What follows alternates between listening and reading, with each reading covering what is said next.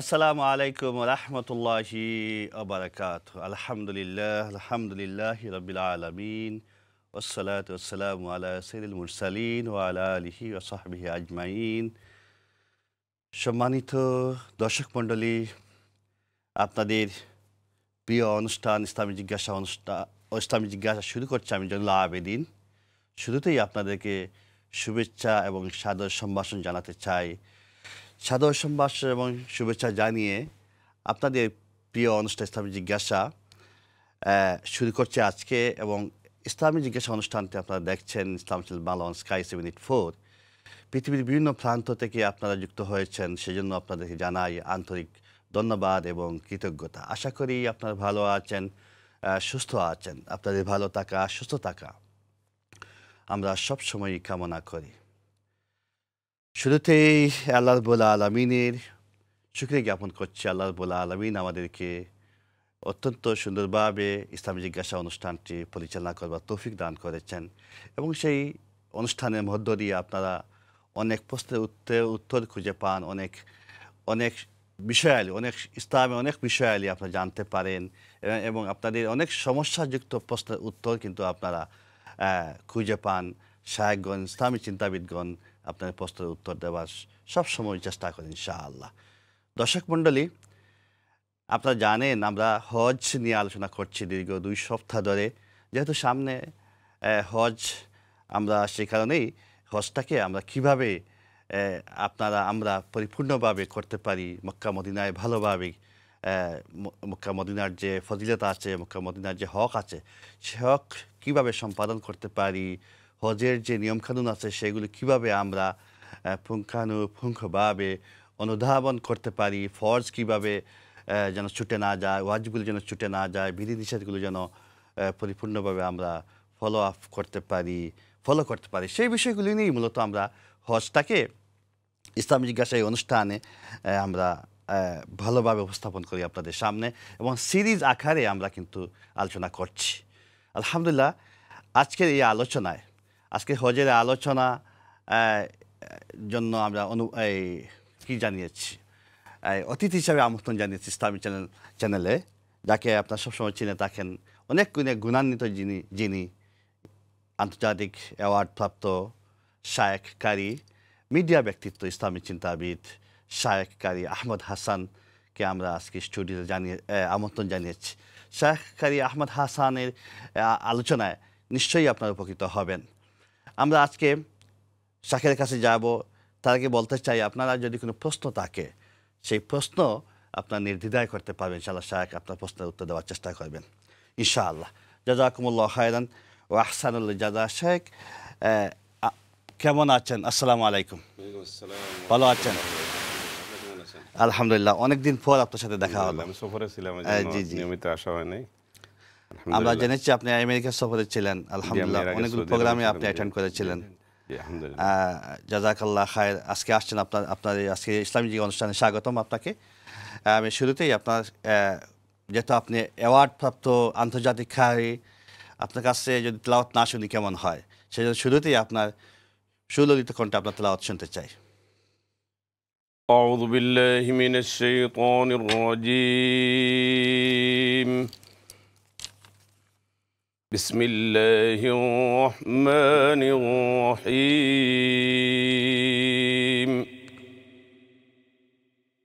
لقد صدق الله رسوله يا بالحق لتدخلن المسجد الحرام إن شاء الله آمنين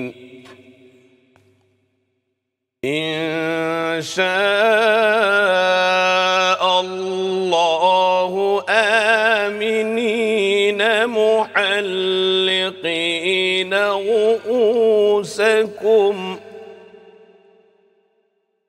محلقين رؤوسكم ومقصرين لا تخافون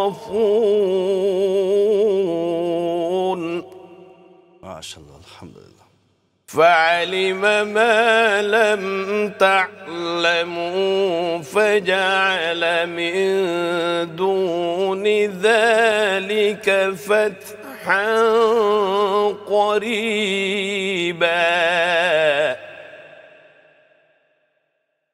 هو الذي أرسل رسوله بالهدى ودين الحق ليظهره على الدين كله وكفى بالله شهيدا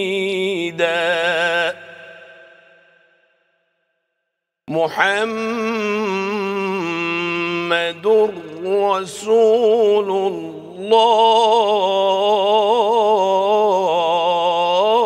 الله والذين معه أشداء على الكفار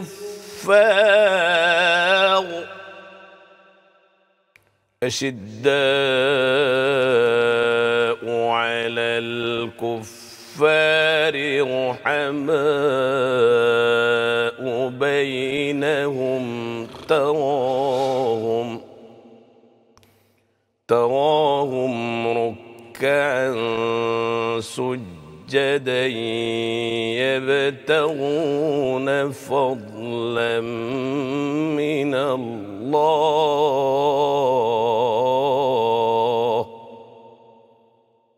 يبتغون فضلا من الله ورضوانا بسم الله الرحمن الرحيم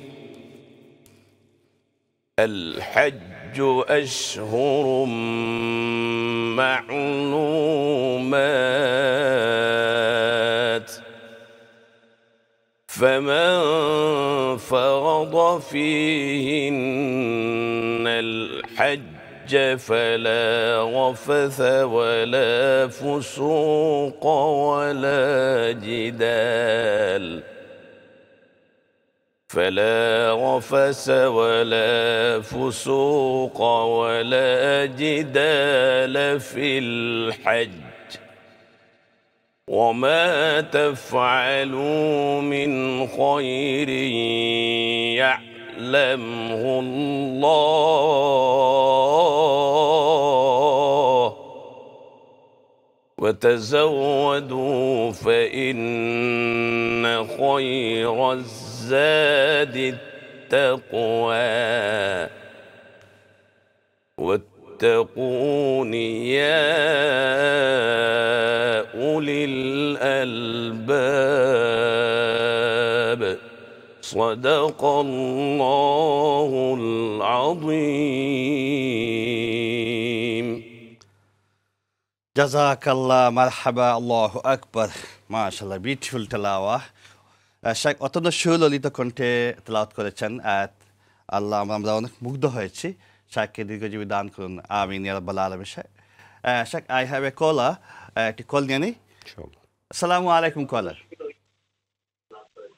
ওয়ালাইকুম আসসালাম আসসালামু আলাইকুম ওয়া রাহমাতুল্লাহি ওয়া বারাকাতুহু ওয়া আলাইকুম আসসালাম জি কেমন আছেন ভালো আছেন জি ভালো আছি আপনারা ভালো আছেন আলহামদুলিল্লাহ আপনার প্রশ্ন প্লিজ আমার প্রশ্ন হইলো হুজুরের কাছে আপনার একবার একটা বুঝাইয়া কইবা কি আমরা দরকার সাধারণত না রেস্টুরেন্ট তো জানে কিচিনো কাম করি সামনে দি আপনার কোন কোন সময় ড্রিঙ্ক বেচন বুঝছেন জি তো একটা কোয়াকশন হইলো দরকার আমরা তো জানি আমরা কাম করি না একটা আমরা ইসলামও নাই এলাই ইলান রেস্টুরেন্ট হইলেও কাম করি না কিচিনও করি না হাজার সামনে দিয়ে বেচলেও কিচিনও করি না এখানে টেকাটা সেম মনে করি বুঝছেন কিন্তু আমরা যেন আপনার সেম মানুষে মুসলমান আমরা যেন আপনার সেন্সবেরি আজদা মরিচনও কাম করি আমরা কিন্তু ও তারা তো আপনার ড্রিঙ্ক বেচে যে ওগুর মশলাটা বুঝতাম চাই না এইটা আর রেস্টুরেন্টে কত কাম পার্থক্য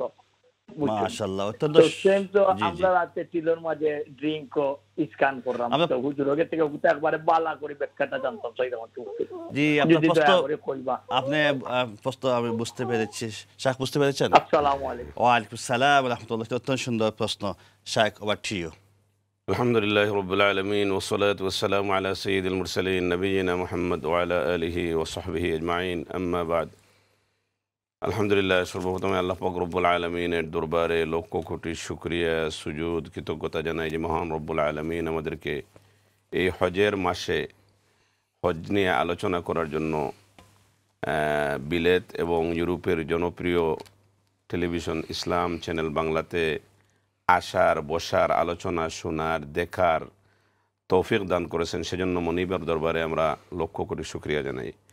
যে ভাই আমাদেরকে প্রশ্ন করেছেন, যদিও আমাদের আজকের এই টপিক রিলেটেড বিষয়ভিত্তিক প্রশ্ন এটা না, তারপরও যেহেতু ইসলামের বাহিরে না এটা জানা জরুরি, সেজন্য আমি এই ব্যাপারে একটু আলোকপাত করব। তো উনি বলেছেন যে আমরা রেস্টুরেন্টে কাজ করি, রেস্টুরেন্টে সামনে ফ্রন্টের দিকে অনেক সময় অ্যালকোহল সার্ভ করা হয়, যেটা আমরা জানি হারাম, সব মজহব মত অনুযায়ী হারাম। ওনারা পিছনে কাজ করেন, রেস্টুরেন্টের পিছনে সাধারণত কিচেনে এগুলা ব্যবহার করা হয় না, সামনের দিকে সার্ভ করা হয়। আবার অনেকে টেস্কো, সেন্সবারি, যারা ইউরোপে রয়েছেন তারা জানেন যে চেইন স্টোর, আমাদের ফ্যামিলি শপিং করতে গেলে পরে টেস্কোতে যেতে হয়, সেন্সবারিতে যেতে হয়।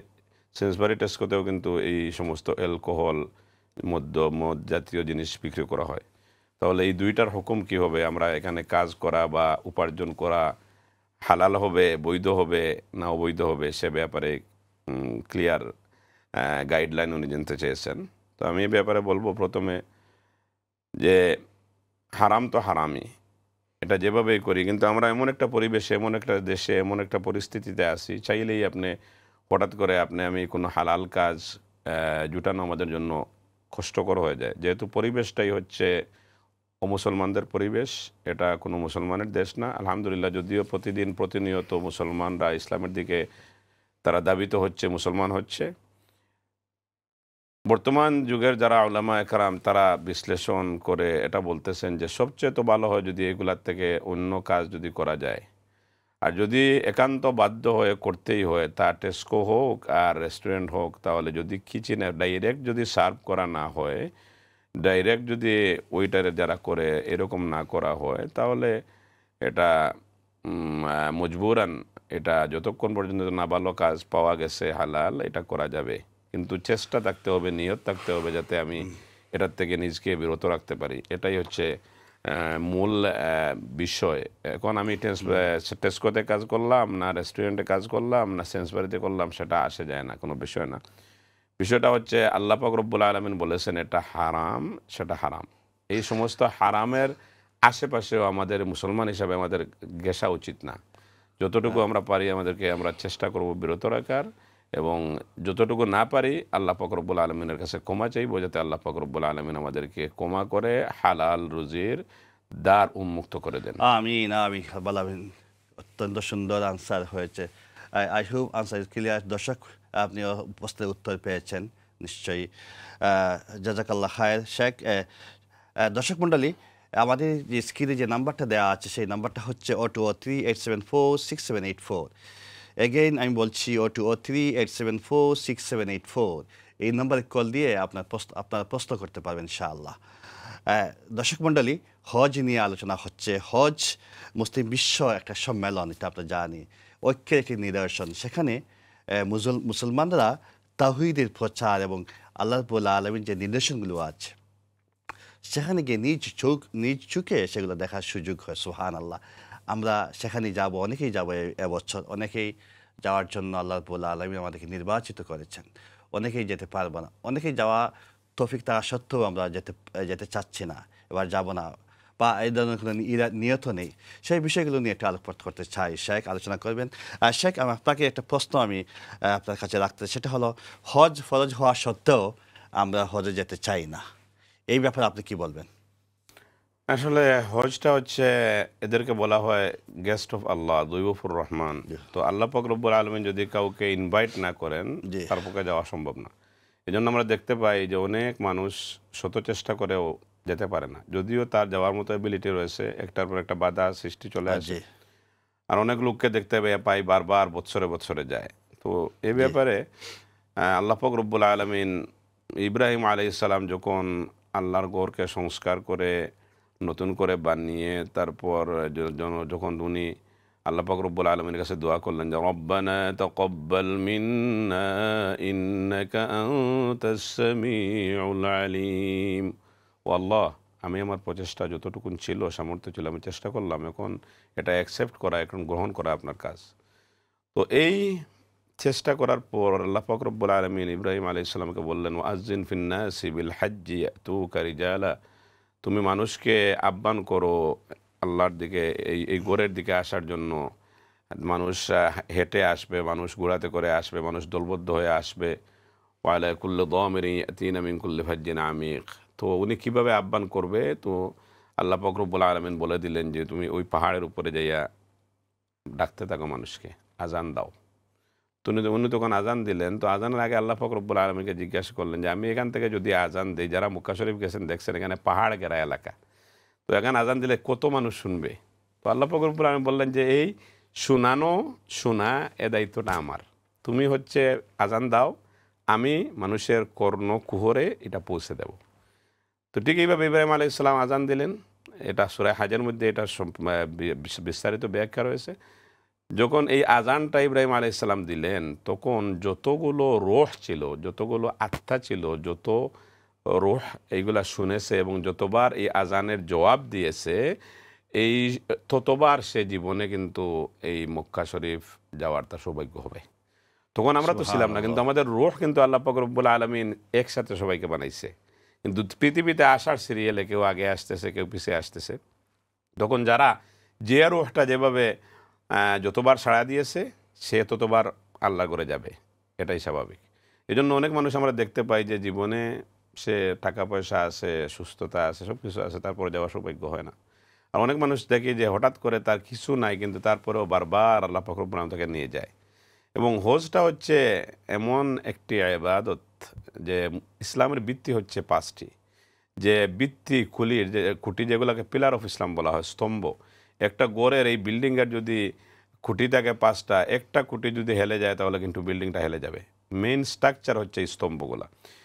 মুসলমান হিসাবে আমরা যদি দাবি করি তাহলে বুনিয়াল ইসলাম আলা খামসিন, শাহাদাত আল্লাহ ইলাহা ইল্লাল্লাহ, প্রথম হচ্ছে ঈমান আমাদের থাকতে হবে। যদি ঈমান তাকে কলিমা পড়ি তাহলে ঈমান ছাড়া কিন্তু যত ভালো কাজ করুন আপনি বেশ জান্নাতে যেতে পারবেন না। ঈমানের পর যে জিনিস নামাজকে সালাহ প্রতিষ্ঠা করতে হবে, তারপর জাকাত দিতে হবে, তারপর হাজ, রমাদান। এই 5টার মধ্যে 3টা সবার জন্য প্রযোজ্য। কোনো এরাওয়াতে আসছে হজ 5 নম্বরে না, এটা কিন্তু না, কোনো আগে পিছিয়ে এটা কোনো আসে যায় না। এটার অর্থ না যে এটা গুরুত্ব কম আর বেশি, এটা না। ব্যাপার হচ্ছে যে 3টা হচ্ছে সবার জন্য সার্বজনীন। যদি গরিব হয় তাহলে তাকে কলিমা পড়তে হবে, তাকে রোজা রাখতে হবে, তাকে নামাজ পড়তে হবে। আর 2টা এক্সট্রা হচ্ছে যাদেরকে আল্লাহ পাক রব্বুল আলামিন ধন সম্পদ দিয়েছেন তাদের জন্য। একটা হচ্ছে এগুলাকে বলা হয় মালি ইবাদত। তো এটা হচ্ছে একটা হচ্ছে হাজ, যাদের আল্লাহ পাক রব্বুল আলামিন সামর্থ্য দিয়েছেন তাদের উপর জীবনে একবার হজ করা ফরজ। আর আরেকটা হচ্ছে জাকাটা হচ্ছে যাদের আছে তারা দেবে, যাদের নাই তারা তো দেওয়ার কথা না, তারা নেবে। তো এই জন্য এই 2টা হচ্ছে এক্সট্রা, যাদেরকে আল্লাহ পাক রব্বুল আলামিন দৌলত দিয়েছে, সম্পদ দিয়েছে তাদের জন্য।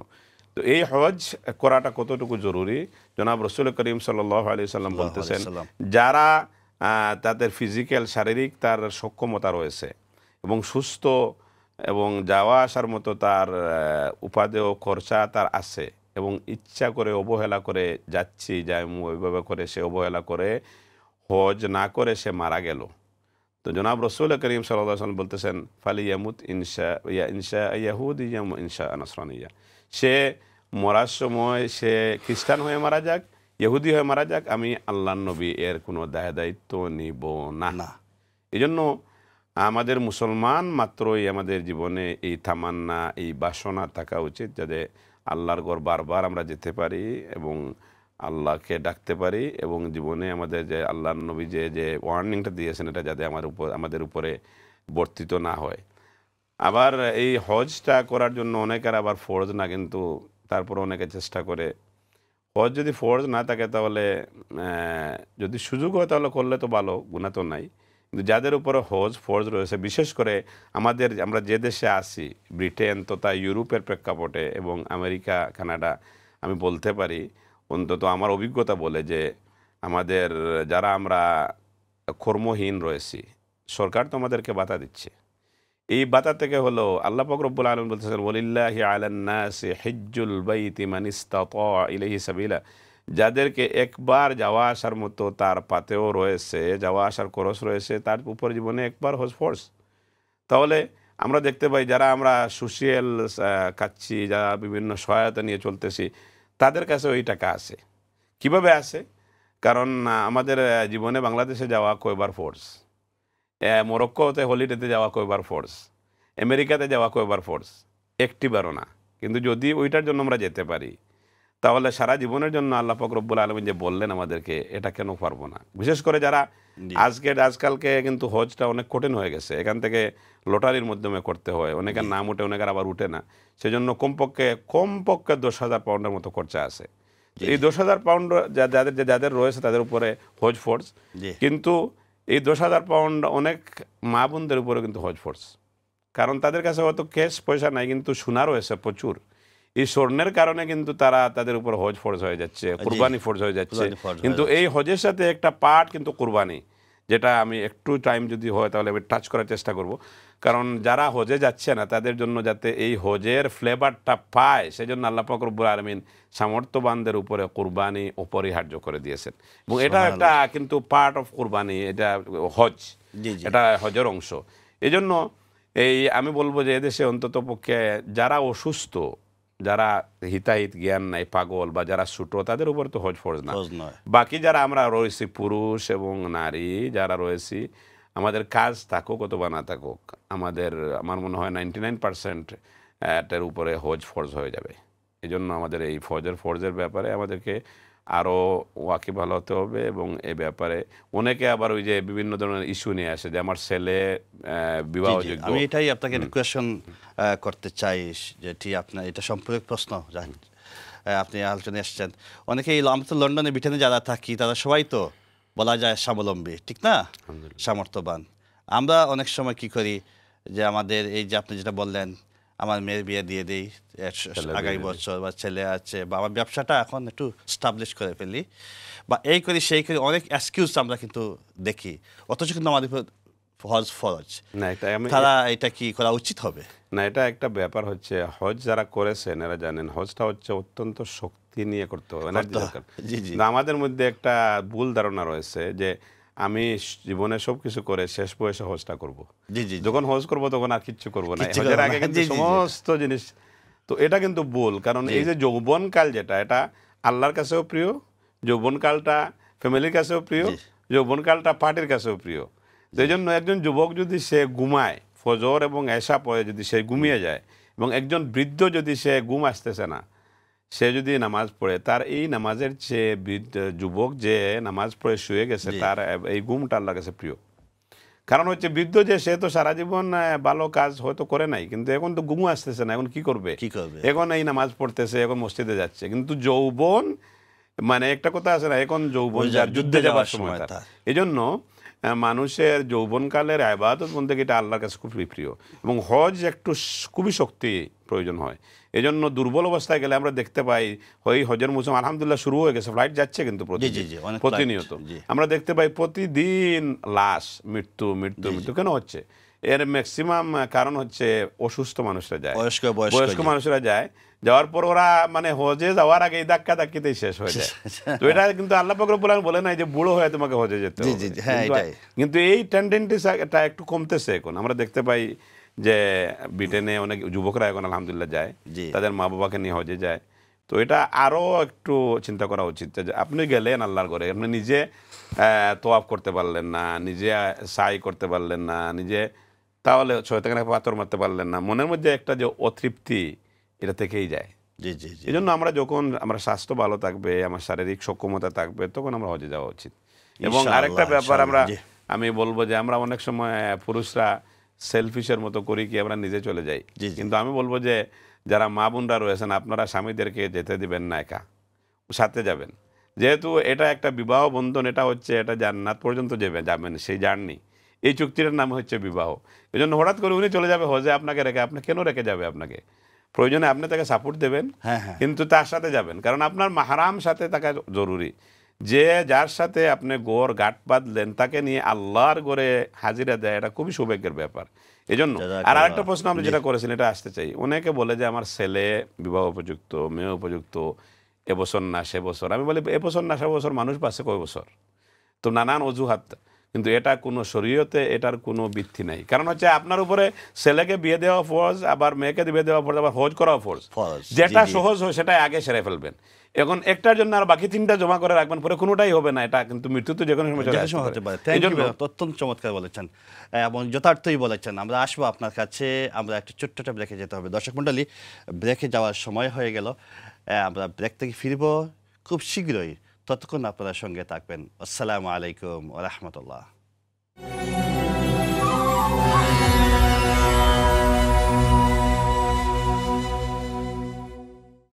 আসসালামু আলাইকুম ওয়া রাহমাতুল্লাহি ওয়া বারাকাতুহু। ইন্নাল হামদালিল্লাহ ওয়াসসালাতু ওয়াসসালামু আলা রাসূলিল্লাহ ওয়া আলা আলিহি ওয়া সাহবিহি আজমাইন। সুপ্রিয় দর্শক, আপনারা নিশ্চয়ই ইসলামী জিজ্ঞাসা অনুষ্ঠান দেখছেন, প্রশ্ন করছেন। আমাদের সঙ্গে আছেন যিনি, যাকে সবসময় দেখে থাকেন আন্তর্জাতিক অ্যাওয়ার্ড প্রাপ্ত মিডিয়া ব্যক্তিত্ব, যাকে যদি আমি একটি ঘন্টা যদি ওনার গুণগান বলি শেষ হবার নয়। কারি শাহ আহমদ হাসান আছেন আমাদের সঙ্গে, অত্যন্ত বিউটিফুল আলোচনা করছেন। আমরা শাহের আলোচনা শুনছি। দর্শক মণ্ডলী, এখন যৌবন যার যুদ্ধে যাবার সময় তার, এখন সামর্থ্য যার হজে যাবার সময় তার। কি চমৎকার! শাহের আলোচনা থেকে আমি কিছু মাঝে কবিতাও লিখি, একটু কবিতা বানাই ফেললাম। ঠিক আছে, নিশ্চয়ই। আলহামদুলিল্লাহ, হজ একটি প্রেমময় ইবাদত, একটি বিশ্ব সম্মেলন বলছিলাম।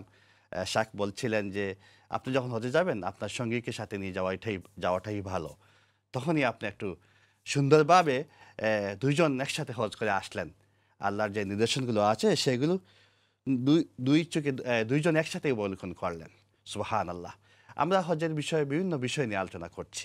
হজটা সিরিজ আকারে আমরা আলোচনা করছি, আজকে আলোচনা করছি, আগামী এইভাবেই আমরা আলোচনা করতেই থাকবো হজের পূর্ব পর্যন্ত। আপনাদের মনে জমে থাকা যে কোনো প্রশ্নের উত্তর সায়গণ দিবেন ইনশাআল্লাহ। একটি নাম্বারটা আবার স্মরণ করে দিতে চাই, 0238746784। এই নাম্বারে কল দিয়ে আপনি প্রশ্ন করতে পারবেন, শায়েখ আলোচনা দেওয়ার চেষ্টা করবেন। শায়েখ, প্রশ্ন করেই শুরু করতে চাই আপনাকে। আপনি যে আলোচনায় ছিলেন, অত্যন্ত চমৎকার আলোচনা করছিলেন। আপনি এই বিষয়ে আমি একটু আরও কিছু বিষয় আপনার সাথে শেয়ার করতে চাই। যে আপনি বলছিলেন যে হজে যাওয়ার সময় সঙ্গীকে সাথে নিয়ে যাওয়ার জন্যে, কিন্তু অনেক সময় এমনও হতে পারে দুইজন যখন সাথে যাওয়ার জন্য রেডি হয়ে যান, তখন তো অনেক সামর্থ্যের ব্যাপার স্যাপার আছে। তো আপনি বলছিলেন শুরুতে 10,000 পাউন্ড লাগবে একজনে, দুইজনের তো 20,000 পাউন্ড, এমন হতে পারে। তখন কি একা যাওয়া কি ঠিক হবে বা যাওয়া উচিত হবে? না, এখানে হচ্ছে যে হজ ফরজ যদি হয় তাহলে যে কোনো ভাবে যেতে হবে। জি, আমরা হলিডেতে যখন যাই তখন কিন্তু আমাদের ওই যে 10-15-20,000 পাউন্ড কিন্তু বুথে যোগায়, এটা আসলে আসতে পারে। তারপর আমরা যখন কোনো আল্লাহর নামে দেয়ার নামে যখন পয়সা কথা আসে, তখন আমরা বলি যে আমাদের নাই, কাজ করবো নাই, কি করব। কিন্তু যদি আমার যে বাংলাদেশের পাশের যে জমিটা আছে ওইটা যদি শুনি যে বিক্রি হচ্ছে, ওইটা কিন্তু যে কোনো উপায় কিন্তু ওইটা যেমন টাকা জোগাড় হয়ে যাবে। তারপর যদি কালকে শুনেন যে বাংলাদেশ থেকে নামজারি আসছে, তখন দেখবেন বৃদ্ধ কিন্তু সুস্থ হয়ে টিকিট করে দেওয়া না। যদি আপনার নর্মাল টিকিট না পাওয়া যায়, বিজনেস ক্লাসে যাইতেও রাজি, যে আমার জায়গাটা ছাড়া যাবে না। কিন্তু ওই জায়গাটা রাখা কিন্তু কোনো আল্লাহ বলেন নাই, কিন্তু আল্লাহ বলছেন জীবনে একবার আপনাকে হজ করতে। তো তখন আমি কেন অজুহাত খুঁজবো যে আমি এটা পারবো না, ওইটা পারবো না? 10-20,000 পাউন্ড তো কিছু না এখানে। জি জি, রাইট। আমরা যে কোনো একটা হলিডে থেকে এগুলো চলে যায়। আজকাল কিন্তু সবকিছুর দাম বেড়ে গেছে, টিকিটের দামও বেড়ে গেছে। আগে 400-300 টিকিট ছিল, এখন 1000-1200 একটা টিকিট হয়ে গেছে। এই জন্য আমরা যখন ফ্যামিলি নিয়ে আমরা ঘুরতে যাই, তখন তো অটোমেটিক 5-7 জনের ফ্যামিলি হইলে কয়েক হাজার পাউন্ড তো টিকিটের দামে চলে আসে। এই জন্য দুইজন যদি যেতে চায়, এটা কোনো হয়তো মানে আহামরি কোনো অ্যামাউন্ট আমি মনে করি না। জি। কিন্তু তারপরও অনেকে বলতে পারে যে আমাদের ছোট ছোট বাচ্চা আছে এদেরকে কিভাবে দেখবো কে, কিন্তু এগুলো আটকায় না। আমি আমার অভিজ্ঞতা থেকে দেখছি, নিজের আত্মীয় স্বজনরা রয়েছে এরা লুক আফটার করে। যে আপনি যদি বলেন হজে যাবেন, আপনার আত্মীয় স্বজন যারা রয়েছে এদেশে এরা কিন্তু খুশি মনে আপনার ছেলেমেয়েদেরকে দেখবে। এই জন্য জি, জি। এগুলা কোনো অজুহাত না যে আমার ছেলেমেয়েদেরকে কে দেখবে। শয়তান ভালো কাজে বিঘ্ন ঘটানোর জন্য নানান ধরনের অজুহাত, নানান ধরনের প্রশ্ন আপনার মাথায় নিয়ে আসবে। নিয়ে আসবে। এগুলা সব অতিক্রম করে আল্লাহর দিকে ধাবিত হতে হবে। আর আল্লাহ পাক রব্বুল আলামিন জনাব রাসূল সাল্লাল্লাহু আলাইহি ওয়াসাল্লামের মাধ্যমে বলতেছেন যে হজের বদলা হচ্ছে একমাত্র জান্নাত। জান্নাত ছাড়া আর কিছু না। হজ্জে মাবরুর। জি, হাজ্জাম মাবরুর লাইসা লাহু জাযাউন ইল্লা জান্নাহ। তারপরে জাযাল্লাহ। বলতে রাসূল বলতে বলছেন মান হাজ্জা লিল্লাহি, যে আল্লাহর জন্য হজ করলো, ওয়ালাম ইয়ারফাস ওয়ালাম ইয়াফসুক রাজাকা ইয়াউমিন ওয়ালাদাতহু মান হাজ্জা লিল্লাহি, এখানে কিন্তু আল্লাহর জন্য হজ করলো। সে তাকে যে হাজি বলা হবে জন্য না, আল্লাহকে। অনেক মানুষ আমরা দেখতে পাই যে হজ করে আসার পর বলতেছে যে আমাকে হাজি লাগাইতেছে হাজি, কিন্তু হজের আগে তো না ইমান আছে, কলিমা পড়ে, আমি যে বলছে জি, জি। তারপর নামাজ আছে, তারপরে না হজ 5 নম্বরে তো বা 4 জি, নম্বরে। জি, জি। তাহলে তো হজ জীবনে একবার করতে হয়, কিন্তু নামাজ তো 5 বার পড়তে হয়। তাহলে তো 5 বার বলতে হবে পড়তে হয়। জয়নাল আবেদিন নামাজি। নামাজি। জি, জি।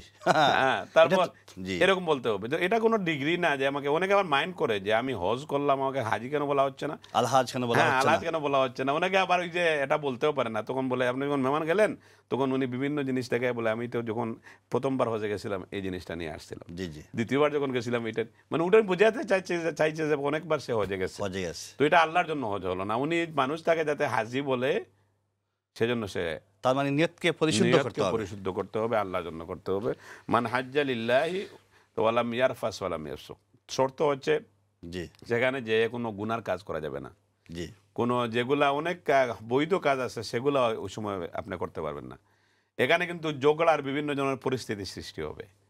এখানে দেখবেন না বলছে একটা, সার্ভিস দিচ্ছে আর একটা, খাবার বলছে একটা, মান হচ্ছে আর একটা, বিভিন্ন পরিস্থিতিতে আপনাকে নিজেকে কন্ট্রোল করতে হবে। করতে হবে। জি। এই অবস্থায় যদি আপনি সহ্য করে আপনি আসতে পারেন তাহলে রাজা আকা ইয়াউমিন ওয়ালাদাতহু উম্মুহু, তাহলে আল্লাহ নবী বলতেছেন মানুষ যেভাবে জন্ম নেওয়ার পর মাতৃগর্ভ থেকে জন্ম নেওয়ার পর মাসুম থেকে হয়। মাসুম বেগুনা হয়ে যায়, সেভাবে নিষ্পাপ হয়ে যাবে। নিষ্পাস হয়ে যাবে। দুই জন্য শর্ত হচ্ছে ঝগড়া করা যাবে না। জি, জি। আমরা কিন্তু দেখতে পাই হজে যাওয়ার পর মানুষ এই বিভিন্ন জায়গায় বিভিন্ন মুআল্লিমের টাইম মতো গাড়ি আসতেছে না, তারপর মিনায় যেভাবে তাবু হওয়ার কথা ছিল সেভাবে কিন্তু বুঝতেও আমাদেরকে মনে হয় মানুষের এক্সপেকটেশন থাকে আমি যাচ্ছি কি জন্য, আমি তো এখানে শ্বশুর বাড়ি যাচ্ছি না। যাচ্ছি না। এখন আমি যদি এখানে 5 স্টার খুঁজি আর এখানে যদি মেনু খুঁজি যে আমার 5 স্টারের খাবার থাকতে হবে, ওইটা কেন জি। নাই ওইটা কেন, তাহলে তো আপনি আবাদত বন্দেগে যান, আপনি প্লেজারের জন্য গেছেন। জি, জি, জি। তো প্লেজারের জন্য আল্লাহ করে কেন যাবেন? তাহলে তো অনেক জায়গায় আছে, অনেক জায়গায় যান। জি, জি। এখানে আপনাকে কষ্ট, আপনি আপনার সামর্থ্য অনুযায়ী চেষ্টা করবেন ভালো খাবার কাছে থাকার ওইগুলা, কিন্তু তারপর যা হবে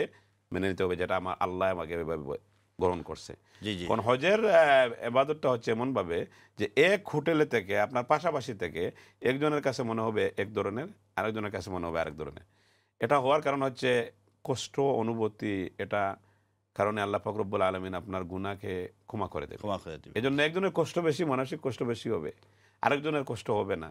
এজন্য দুইজনের হজ এক রুমে থেকে এক 5 স্টার হোটেলে থেকে কিন্তু দুইজনের কষ্ট সমান হবে না। সমান এজন্য হবে। আমার এই প্রস্তুতি নিতে হবে যে আমি এখানে পৃথিবীর এমন কোনো জায়গা নেই, যে আপনি বলছেন যে মহামিলন সম্মেলন মুসলমানদের, এত বড় মহামিলন সম্মেলন পৃথিবীতে আর কোথাও হয় না। কোথাও নেই। আমেরিকার মতো দেশ, ব্রিটেনের মতো দেশ এত মানুষ এট এ টাইম কন্ট্রোল করতে পারবে না। কিন্তু সৌদি আরব যেটা করে যাচ্ছে আলহামদুলিল্লাহ, এটা তাদেরকে প্রশংসা করতেই হয়। কারণ আমরা দেখতে পাই যে এই জয়ুফুর রহমান গেস্ট মাল্লার অতিথিদের জন্য সাহায্য করার জন্য হজের মাস চলতেছে, ওই 2 মাস সমস্ত ইউনিভার্সিটি কলেজগুলো বন্ধ করে দেওয়া হয় এবং বিভিন্ন দূর দূরান্ত থেকে ছাত্ররা চলে আসে শুধু হাজিদের খেদমত করার জন্য, ফি সাবিলিল্লাহ, কোনো পয়সার জন্য না। জি, জি, জি। এই জন্য আমরা দেখতে পাই অনেক সময় যদি জিজ্ঞেস করেন একটা গাইডকে সৌদি আরবকে যে কোন দিকে ওইটা, বলে দিয়ে উল্টা আরেক দিকে, তখন মানুষ আবার গালাগালি করে। কিন্তু তার ভুল না, কারণ সে আসছে রিয়াদ থেকে, সে আসছে অন্য জায়গা থেকে, সে নিজেই তো চেনে না, কিন্তু আসছে সোয়াবের জন্য। জি, জি, জি। সোয়াবের জন্য আসছে, কোনো পয়সার জন্য না। এই জন্য আপনি দেখতে পাবেন হাজিদেরকে অভ্যর্থনা জানানোর জন্য সৌদি সরকার বিভিন্ন ধরনের ব্যবস্থাপনা রাখছে, যে কিভাবে তাদেরকে ফুল দিয়ে বরণ করা যায়, কিভাবে কি করা যায়। আপনি আমি তো একটু হইলে পরে, মেহমান আসলে পরে একটু পরে কিছু 2 দিন থাকলে পরে তো প্রথম দিন তো খাওয়াবেন ভালো, দ্বিতীয় দিন দেখবেন আরেকটু হালকা হয়ে গেছে, তৃতীয় দিন আরেকটু হালকা, এরপরের দিন তো আর ডাইলি জুটে কিনা।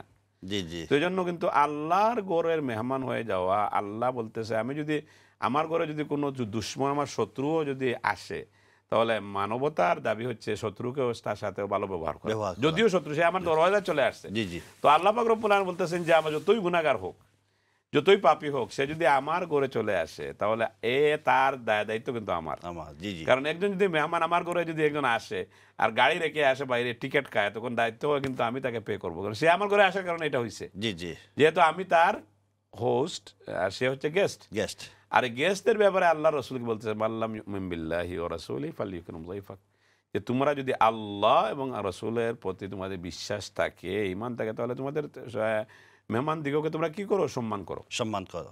আল্লাহর মেহমান, যে আল্লাহ তার নবীকে দিয়ে এটা বলাইতেছেন, আল্লাহ তার মেহমানের সাথে কি করতে পারেন।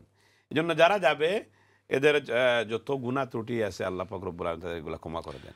জাযাকাল্লাহ খায়ের। আপনি খুব চমৎকার বলছিলেন। আপনাকে একটা সম্পর্কে প্রশ্ন আমি রাখতে চাই, সেটা আপনার আলোচনার ভিত্তিতে। সেটি হলো আমরা তো সেখানে যাব মেহমান হয়ে, দুইফুর রহমান সুবহানাল্লাহ, আমরা আল্লাহর মেহমান হয়ে যাব, আর সেখানে আমাদেরকে ইস্তেকবাল করবার জন্য অসংখ্য অগণিত হাজার হাজার মানুষ কিন্তু রেডি থাকবেন সুবহানাল্লাহ। সেখানে কিন্তু আমরা ধৈর্যশীলতার পরিচয় দিতে হবে, অনেক সময় ভুল ত্রুটি হবে, সব তা তো অবশ্যই। কিন্তু আমরা মেহমান হয়ে যাওয়ার সময় কী কী সাথে নিয়ে যেতে হবে, আপনি কি পরামর্শ দিবেন? এখন আগে এমন একটা প্রশ্ন আপনার করছেন যে এখন সাথে তেমন কিছু নিতে হয় না, দুইটা হেরামের কাপড়, একটা জি। বদলি করলে আর একটা জি পরে এটা নিয়ে যেতে পারেন। তারপর প্রয়োজনীয় ওষুধপাতি নেবেন। এখন আর সেই জমানা নাই, আগে মানুষ কিন্তু ওই যে বদনা টদনা নিয়ে যাইতো সাথে। জি জি এই জন্য অনেকে আবার যে মস্কারা করে বদনা হাজি নাম পর্যন্ত দিয়ে দিত, জি তো বদনার মধ্যে লেখা থাকতো হাজি ও মুখে সেই। জি, এখন ওই জি। বালিশও নিতে হয় না আর বদনাও নিতে হয় না, কিছু এগুলো নিতে সব হয় না। ব্যবস্থা এখানে আছে আলহামদুলিল্লাহ। আমাদের প্রয়োজনীয় যে জিনিসপত্র যেগুলো, এগুলো এহরাম নেবো, আমাদের চশমা যদি গ্লাস লাগে তাহলে আরেকটা এক্সট্রা গ্লাস নেবো, কারণ এটা পড়ে যেতে পারে, ভেঙে যেতে পারে। তারপর আমাদের নর্মাল যে সৌদি আরবে কিন্তু গরমের দেশ, সেজন্য সেখানে ওই তুপগুলাই পরা হয়, তুপগুলা জি। পরা ওইটা ডিলা ডালা থাকে, এই জন্য জি। সুবিধা হয়, সুবিধা হয়। বাথরুম যেতে সুবিধা হয়, জন্য এগুলা এখান থেকে নিতে পারেন, অনেক জায়গায় কিনতে পারেন। কিন্তু কিন্তু আচ্ছা, আপনি সুন্দর বলছেন আপনি, কিন্তু এখানে দেখা যায় আমরা যখন হজের জন্য প্রিপারেশন নিই তখন লাগেজটাকে রেডি করি। আহ, অনেক সময় দেখা যায় মশলা মাসাইল না জেনে, তালিম না গিয়ে আমরা এগুলা কোনো চিন্তা করি না। হজের জন্য রেডি হয়ে আছে, টাকা দিছি 10,000 পাউন্ড, লাগেজ নিয়ে যাই, আসার সময় অনেক কিছু নিয়ে আসবো, সেইগুলো নিয়ে ব্যস্ত হয়ে যায়। তাদের ব্যাপারে কি বলবেন না, আপনি? আমি তো বলবো, এই জন্য আল্লাহ পাক বলছে ইকরা বিসমি রাব্বিকাল্লাযী জি। খালাক। নবীর উপরে প্রথম যে আয়াতটা নাযিল হয়েছে, প্রথম জ্ঞান অর্জন করো। জি আপনি যাবেন কিভাবে করবেন সেটা বুঝলেন না, তাহলে কি করবেন? কি করবেন? জি এই জন্য হজের ব্যাপারে যারা ট্রেনিং করা হয় বা অভিজ্ঞ আলিম ওলামা যাদের আপনাদের লোকাল ইমামরা আছে, তাদের কাছ থেকে জেনে নেবেন যে আমাদের কি করতে হবে না হবে। কারণ উল্টাপাল্টা করলে অনেক কিছু জিনিস আছে, এগুলো আপনার হজই ইনভ্যালিড হয়ে যাবে। জি জি এই জন্য তারপর শপিংয়ের ব্যাপারে যেটা বলছেন, এটা শপিং করা তো মন্দ কাজ না, কিন্তু অনেক লোক আছে কি ওই আল্লাহ বিল্লাহ বাদ দিয়ে শুধু শপিং নিয়ে ব্যস্ত জি, থাকে, জি। এটা কিন্তু আবার নিন্দনীয়। কারণ শপিং আপনি এখানেও করতে পারবেন, শপিং দুবাইতে করতে পারবেন, কিন্তু আল্লাহর ঘরের তোয়াফ এবং এই যে কাবা শরীফে নামাজ পড়লে এক রাকাতে 1 লক্ষ রাকাত পাইতেছেন, এই ফজিলতটা পৃথিবীর কোথাও পাবেন কোথাও না। নেই। জি জি এই জন্য এদিকে আমাদের খেয়াল থাকতে হবে বেশি, যাতে করে আমরা ওই সময়টা আল্লাহর কাজে ব্যয় করি। এবং অনেক মানুষের মধ্যে ধারণা আছে যারা হজে যাচ্ছে যে ওরা বেশি বেশি করে উমরা করে, কিন্তু উমরা বেশি করার মধ্যে ফজিলত নাই। উমরা একটাই করবেন, কিন্তু তোয়াফ করার মধ্যে বেশি সওয়াব। সব এই জি জন্য জি তোয়াফের জন্য আপনাকে কিন্তু এহরামও পড়তে হইতেছে না। উমরা করতে হলে কিন্তু আপনাকে তো এহরাম পড়তে হবে, আবার ওই আয়েশা মসজিদে যেতে হবে, জি তারপর আসতে হবে। তো এহরাম উমরা একবার প্রথম করবেন এবং পরে নামাজের আগে তোয়াফ করেন, এবং তোয়াফ 7টা চক্কর হয়, একটা কমপ্লিট তোয়াফ হয়। তোয়াফ করেন, তোয়াফের মধ্যে নিয়ত করতে পারেন, শুধু একজনের জন্য কেন, আমার যত মুর্দেগানরা রয়েছে তাদের জন্য আপনি করতে পারেন, করতে পারেন। সবার জন্য করতে পারেন। তিলাওয়াত করেন এখানে বসে আল্লাহ বিল্লাহ, যে কাজটা জীবনে হয়তো আর জীবনে না যাওয়ার শেষ হজ হইতে শেষ পারে। হজ হতে পারে। মানুষ যখন প্রতিটা ইবাদত বন্দেগী তার জীবনের শেষ মনে করে করবে, তখন তার মধ্যে যে খুলুসিয়ত, তার মধ্যে যে নিষ্ঠা এবং সে তাকওয়া, এটাকে নিয়ে মানুষ করতে পারে। আর যদি মনে করে যে আমি এখনো করতেছি পরেও করব, তখন তার মধ্যে যে মনোযোগ, যে কনসেন্ট্রেশন, সেটা সে গ্রো করতে পারে না। এই জন্য আমরা যখন নামাজ পড়বো, যখন আমরা যা করব, যে ইবাদত বন্দেগী করব, ক্যাটাগরি হচ্ছে দুইটা। একটা হচ্ছে এক্সক্লুসিভলি আল্লাহর জন্য হতে হবে, শুধুমাত্র আল্লাহকে রাজি খুশি করার জন্য। আর দ্বিতীয়ত হচ্ছে জনাব রসুল করিম সাল্লাল্লাহু আলাইহি ওয়াসাল্লামের দেখানো নির্দেশিত পথ অনুযায়ী হতে হবে, হতে হবে। না হলে কিন্তু এটা আল্লাহর কাছে কবুল হবে না। আর হজটা হচ্ছে মেইনলি যতটুকু না জনাব মুহাম্মদ রাসূলুল্লাহ সাল্লাল্লাহু আলাইহি ওয়াসাল্লামের নিয়ম কানুন, তার চেয়ে বেশি আমাদের জাতি, মুসলমান জাতির পিতা ইব্রাহিম আলাইহিস সালামের নিয়ম কানুন। জি জি আর এটা আল্লাহ পাক রব্বুল আলামিন কাছে এত বেশি গ্রহণযোগ্য হয়েছে কিয়ামত পর্যন্ত এই ইব্রাহিম আলাইহিস সালামের যে কার্যক্রমগুলা, ওনার মার যে কার্যক্রমগুলা, আল্লাহ পাক রব্বুল আলামিন ইসমাইল আলাইহিস সালাম, ইসরাইম আলাইহিস সালামের যে কার্যক্রমগুলো আল্লাহর কাছে এত পছন্দনীয় হয়েছে, কিয়ামত পর্যন্ত বাধ্য আল্লাহ পাক রব্বুল আলামিন কম্পালসারি করে দিছে, যারা সামর্থ্য রয়েছে তোমরা এই কাজগুলো করো। করো জি তো জি এই জন্য তারপর সাফা মারওয়াতে মানুষের একটা ভুল ধারণা আছে, দেখবেন তোয়াফ কিন্তু যে আল্লাহর ঘর তোয়াফ করা হয় 7 চক্কর, এটা এক জায়গা থেকে শুরু করলেন পুরা রাউন্ড করে আরেকটা জায়গায় আসলে একটা চক্কর হইছে। একটা করে হবে জি কিন্তু সাফা মারওয়ার মধ্যে কিন্তু এখানে 3.5 চক্করে 7 চক্কর হবে। কারণ হচ্ছে সাফা মারওয়াতে সাফা থেকে শুরু করবেন, মারওয়াতে যাইয়া শেষ। এটা এরকম না যে এইভাবে শুরু করে আবার ঘুরে আবার এখানে আসতে হবে। এইভাবে করলে কিন্তু আপনার হয়ে যাবে বেশি হয়ে যাবে চক্কর, 14 চক্কর হয়ে যাবে। ইন্না সফা ওয়াল মারওয়াতা মিন শাআইরিল্লাহ, আল্লাহ পাক বলতেছেন সফা থেকে মারওয়া, তো এই পাহাড় থেকে নিয়ে ওই পাহাড় পর্যন্ত একবার পুরাটা প্রদক্ষিণ করা না, একবার যাওয়া। তাহলে একবার গেলাম, আবার ওইদিকে ঘুরে আসলাম, 2বার হয়ে গেল। দুবার এভাবে 3.5 চক্করে কিন্তু 7 চক্কর হয়ে যাচ্ছে। হয়ে যায় এটা আমাদেরকে খেয়াল রাখতে হবে। জাযাকাল্লাহ, অত্যন্ত সুন্দরভাবে বলছেন আপনি। আসলে দর্শক মণ্ডলী, আমরা এই যে যারা আমরা হজে যাওয়ার জন্য ইচ্ছা পোষণ করেছি, আলহামদুলিল্লাহ আপনি ভাগ্যবান, আপনি সৌভাগ্যবান। আল্লাহ রাব্বুল আলামিন আপনাকে সিলেক্ট করেছেন। কোটি কোটি মুসলমানের ভিড়ে আপনি একজন। অনেক মুসলমান ভাই বোন আছেন যারা ইচ্ছা থাকা সত্ত্বেও হজে যেতে পারেননি, দুনিয়া ছেড়ে চলে গেছেন, অনেকেই আছেন। সুবহানাল্লাহ সুবহানাল্লাহ, দুনিয়া ছেড়ে চলে গেছেন। তাদের জন্য আল্লাহ রাব্বুল আলামিন তাদের জন্য কি রেখেছেন আল্লাহ জানেন। দর্শক মণ্ডলী, হজ ফরজ হওয়া সত্ত্বেও যদি আমরা হজ না করি, কাল কিয়ামতের ময়দানে আল্লাহ রাব্বুল আলামিনের আদালতের কাঠগড়ায় দাঁড়াতে হবে।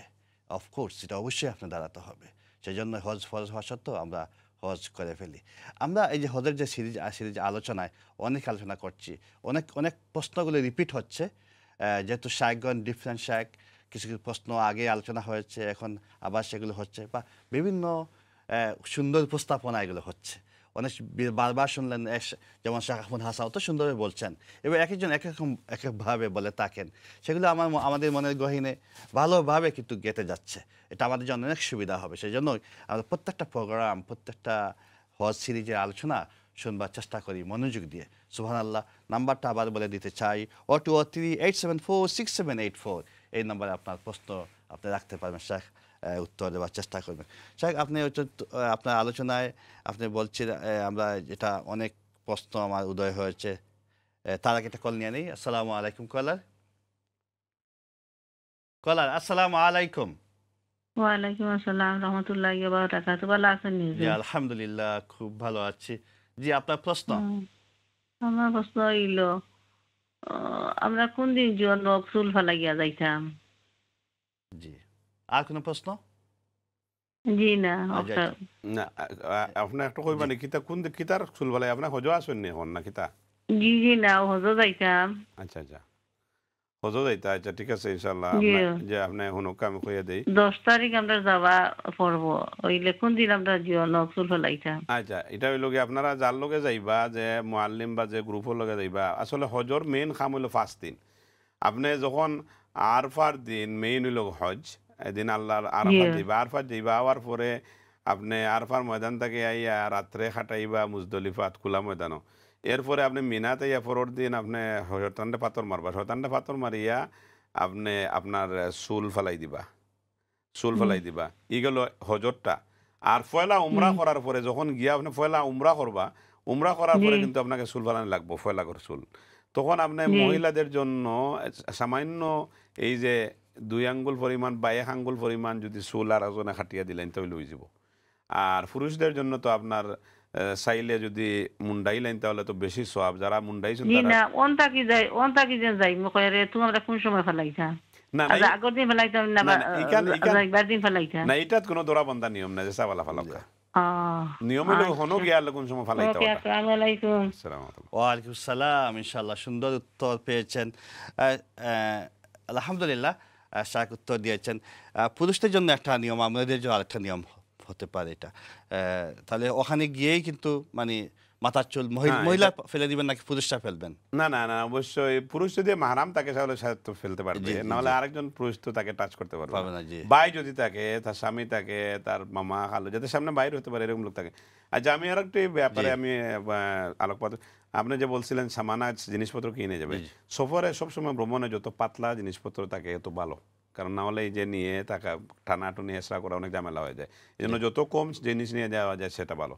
তৃতীয় হচ্ছে, অনেকে করে কি ওই যে মৃত্যু যারা আছে তাদের জন্য হজ করায়, হজ করে কিন্তু তার নিজের উপরে হজ ফরজ হয়ে আছে সেটা খেয়াল করে না, এটা কিন্তু উচিত না। জি। মৃত্যুদের জন্য আপনি যদি হজ করান এটা নফল, কিন্তু আপনি যারা জীবিত আর যদি আপনার সামর্থ্য থাকে তাহলে আপনার উপর হজ করা ফরজ।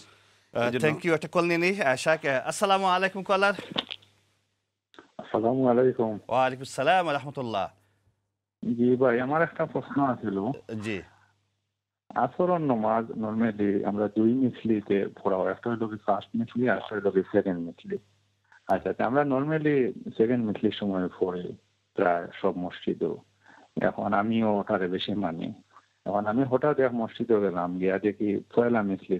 তো ধরে লোক এখন লন্ডনের যে টাইম আছে এই টাইমে 5:30টার সময় তারা জুমাত পড়ে যায়। এখন আমি চিন্তা করতাম এই সময় জুমাত করতাম না আমি বাসাইয়া আমি যে একটা ফলো করি দেন সেকেন্ড টাইমে 6:30টার সময় নামাজ পড়ি, ফুল টাইমে নামাজ পড়তাম।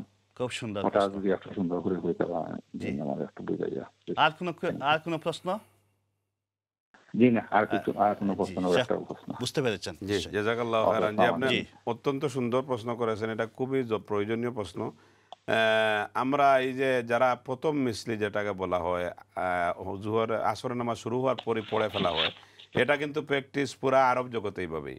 এই জন্য জি। আমরা দেখতে পাই আরব জগতে, পুরা আরবে, সৌদি আরব, যারা মিডিল ইস্ট রয়েছে তারা কিন্তু আসরের নামাজটা অনেক আগে পড়ে ফেলে, কারণ যেহেতু হাদিস রয়েছে এ ব্যাপারে।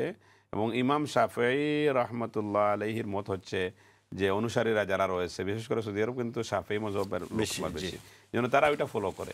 জি। কিন্তু সব ইমামরা কিন্তু সত্য, সবার কিন্তু সবাই কোরআন হাদিস ফলো জি করতেছে। জি এই জন্য আমরা যারা হানফি, আমরা আমরা মযহব অনুসরণ করি, আমাদের হচ্ছে দ্বিতীয় মিছিল, অর্থাৎ আমরা কিছু দেরি করে পড়ি।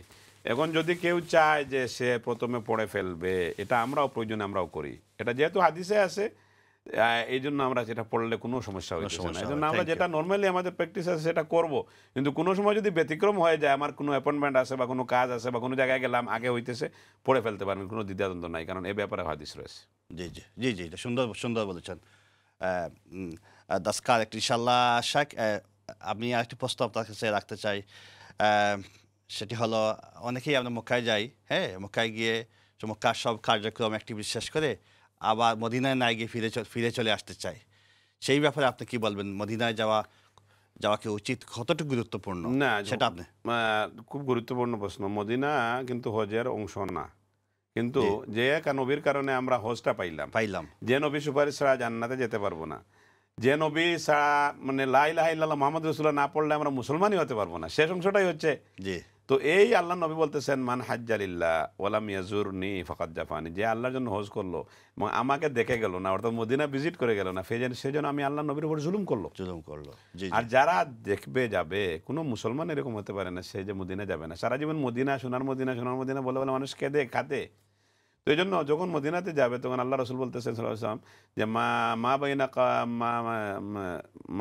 মান হাজ্জালিল মানজারা কবরি বাদা ওফাতি ওয়াজাবাত লাহু শাফাআতি, যে মানুষ আমার মৃত্যুর পর আমার কবর জিয়ারত করবে তার জন্য কিয়ামতের দিন ইন্টারসিড করা, শাফাআত করা আমার জন্য অপরিহার্য হয়ে যাবে। পরিহার্য। তারপর আরেকটি ব্যাপার হচ্ছে, পৃথিবীর মধ্যে একটি মাত্র স্থান রয়েছে যেখানে জান্নাতের টুকরা বলা হয়েছে, মা বাইনা কবরি ও মিম্বারি রাউদাতুম মিন রিয়াদিল জান্নাহ। আল্লাহর নবীর মিম্বর এবং তার কবরের মধ্যখানে যে জায়গাটা আছে, সবুজ আলাদা করা, রিয়াজুল জান্নাহ বলা হয়, বেহেশতের টুকরা। এটা পৃথিবীতে একটাই টুকরা আছে। আল্লাহ নবী বলতেছে, এখানে এসে যে আমার সাথে হাজিরা দিয়ে গেল, সে যেন সে জান্নাতে আমার সাথে হাজিরা দিয়ে গেল। সুবহানাল্লাহ। তো এটা যদি আপনি না যান মদিনাতে, তাহলে কেন আপনি পাবেন এই জি ফজিলত? জি জি, সুবহানাল্লাহ। যদিও মর্তবার দিক দিয়ে কাবা শরীফের বেশি ফজিলত, কিন্তু অন্যান্য দিক দিয়ে মনের তসল্লি বলেন, আমি ব্যক্তিগতভাবে প্রথমে আমি মদিনাতে যাই এবং মদিনাতে আমি সবসময় থাকাটা প্রেফার করি। এজন্য আল্লাহ রসুল সাল্লাল্লাহু আলাইহি ওয়াসাল্লাম যাকে সর্বশ্রেষ্ঠ মানব আল্লাহর বন্ধু হাবিব ছিলেন, তাকে শায়িত করার জন্য যে পৃথিবীর স্থান, সেই স্থানটা আরদে তয়্যিবা পবিত্র মদিনাতে অবস্থিত। এজন্য মদিনার মাটির চেয়ে খাঁটি মাটি আর পৃথিবীতে হইতে আর পারে না। হইতে পারে না। তো এই জন্য মুমিন মাত্রই তার তামান্না বাসনা হওয়া উচিত যে সে মদিনাও জিয়ারত করবে। সুবহানাল্লাহ, সুবহানাল্লাহ। তো সুন্দর। আমাদের হাতে মাত্র 4 মিনিট সময় আছে। আপনি 4 মিনিটে আপনাকে আরেকটি প্রশ্ন করতে চাই। সেটি হলো, আমরা হজে যাওয়ার সময় দমে শুকুর দেই, কিন্তু আমরা যারা যাই না বাংলাদেশে কুরবানি দেই। আপনি এই বিষয়টা যদি একটু আলোকপাত করেন। আসলে ওই যে দমে শুকুর নামে নামে কিছু নাই। এটা দম মানেই হচ্ছে এটা পেনাল্টি। জি, তো পেনাল্টি আমি যদি ভুল না করে কেন পেনাল্টি দেবো? দিকে এটা দেওয়ার দরকার নেই। 1 নাম্বার 2 হচ্ছে যারা হজে যাচ্ছে না তাদের জন্য যাতে এই হজের যে আনুষ্ঠানিকতা আছে এইগুলার থেকে আমরা বঞ্চিত না হই, এই জন্য আল্লাহ পাক রব্বুল আলামিন যাদের সামর্থ্য রয়েছে তাদের উপরে কোরবানি করা ওয়াজিব করে দিয়েছে। জি, জি। এই জন্য আমরা কোরবানি করব। কোরবানি আল্লাহর কাছে কোরবানির দিন কোরবানির চেয়ে পবিত্র এবং ভালো কাজ আর কোনো কিছু নাই। সবচেয়ে পছন্দনীয় কাজ হচ্ছে জি, জি। মিন ইহরাকের দাম। এই কোরবানির পশুর যে রক্ত আছে, রক্তটা মাটিতে পড়ার আগেই আল্লাহ পাক রব্বুল আলামিন এটা কবুল করেন। জি। উঠায় নিয়ে যান। এই জন্য আমরা কোরবানি করার চেষ্টা করব। কোরবানি ভালো জিনিস দিয়ে করব। কোরবানি এটা না আমার সামর্থ্য অনুযায়ী আমি কোরবানি এখন কী করবো, ছোট্ট ছাগলের মতো এটা দিয়ে দিলাম, তা তো হবে না। কারণ আল্লাহ রসুল বলতেছেন সাম্মিনু দহায়াকুম ফাইন্নাহু আলা সিরাতি মাতায়াকুম, যে তোমরা তোমাদের মূল্যবান জিনিস সুন্দর হৃষ্টপুষ্ট দেখে তোমরা কি করো, কুরবানি করো। ফাইন্নাহু আলা সিরাতি মাতায়াকুম, কারণ কাল কিয়ামতের ময়দানে পুলসিরাতের উপরে এই যে কুরবানির যে জন্তুটা দিলেন সেটা আপনার জন্য বাহন হয়ে যাবে জান্নাতে পৌঁছার জন্য। তো এখন যেটা আপনি পশুটা দিলেন সেটা যদি যেখানে জব করবেন সেখানে যাওয়ার তার সামর্থ্য নাই, হাড্ডি সার, তাহলে সে তো নিজেই দাঁড়াইতে পারতেছে না, আপনাকে কেমনে বহন করবে? কেমনে বহন এই জন্য যেহেতু আল্লাহর জন্য মহব্বতে আমরা দেব, যেভাবে ইব্রাহিম আলাইহিস সালামকে অর্ডার করা হয়েছিল আপনার সবচেয়ে প্রাণপ্রিয় কলিজার টুকরা সন্তানকে কোরবানি করুন, এবং ইব্রাহিম আলাইহিস সালাম সেটা দেখিয়ে দিয়েছেন। পরবর্তীতে আল্লাহ পাক রব্বুল আলামিন আমাদের প্রতি দয়াপরবশ হয়ে আমাদেরকে এই সন্তান কোরবানি করার কথা উঠিয়ে দিয়ে বলছেন যে একটা তোমাদের মায়ার জিনিস একটা তোমরা কোরবানি করো। নাহলে কিন্তু আজ পর্যন্ত আমাদের সন্তানদেরকে আমরা কোরবানি করতে হইতো।